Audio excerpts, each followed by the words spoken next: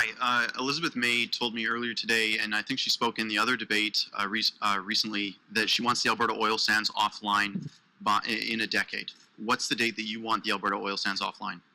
Sorry, what's your name? My name's Kian. I'm with RNN. You're with who? RNN.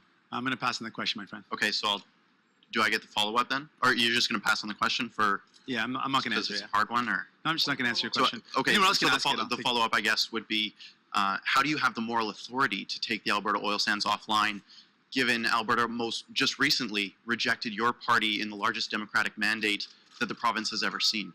I'm not going to answer your question, but thanks. It's a hard one, hey? Yeah, thanks, man.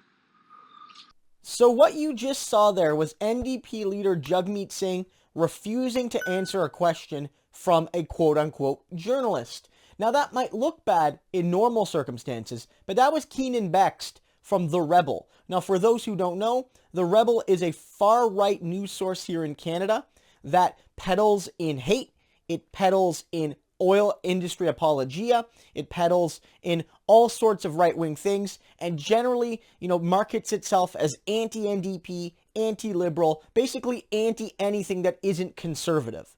And, even still, it's to the right of the Conservative Party, to the right of what Andrew Scheer is running on. And it's really more of a source of political activism than journalism. So much like myself, I don't call myself a journalist, and I don't think the Rebels should be calling themselves journalists either.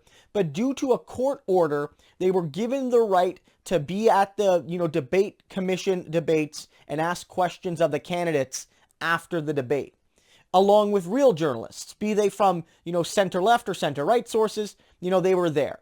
And so you saw Blanchette, the Bloc leader, a couple nights ago at the English debate do this. But Singh, I think, really hammered it home that, he wasn't going to take questions from sources like this, which peddle in misinformation and peddle in real hateful language. And the way Singh did it was so masterful.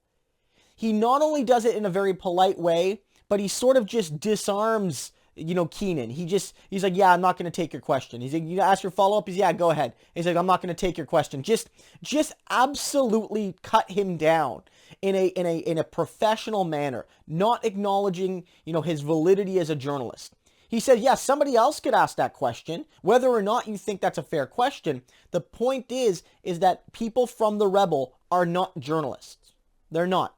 And if they have journalistic training even, they're not acting in the capacity as journalists when they work for the Rebel. They are activists. They are far-right, ideologues. They are not journalists. Again, just like I am not a journalist. I didn't ask for credentials to go to the debates and, try to ask questions of the leaders. I'm a pundit. I'm a commentator. I'm a YouTuber.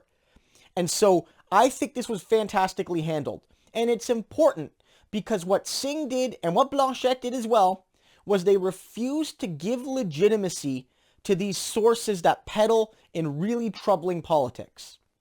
And that if we want to challenge media sources that degrade our public discourse and that are part of a process of dehumanization of many people in Canada and beyond it, we can't legitimize them. We can't take their questions. We can't treat them as if they're on the same level as the Toronto Star or the Globe and Mail or the National Post or online outlets like the Huffington Post. We can't do that because they're not. And if we give them that legitimacy, then we acknowledge their approach to journalism, quote unquote, as valid.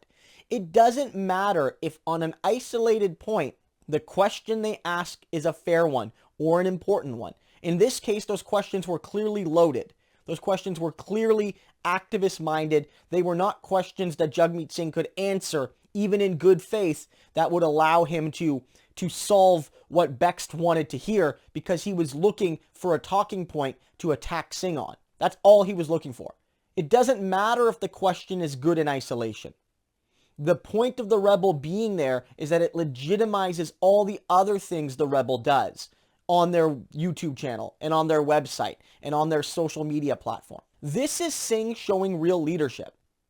This is Singh in that moment realizing that I have a responsibility, not just to the media, but I have a responsibility to the public discourse of this country.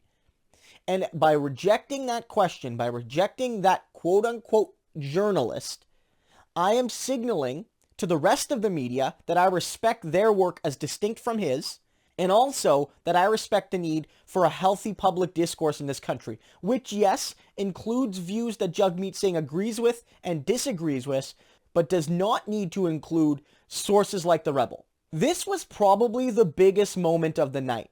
I have to say the actual debate was okay. The format was much better, but there wasn't a clear winner like when Jagmeet Singh won on Monday night.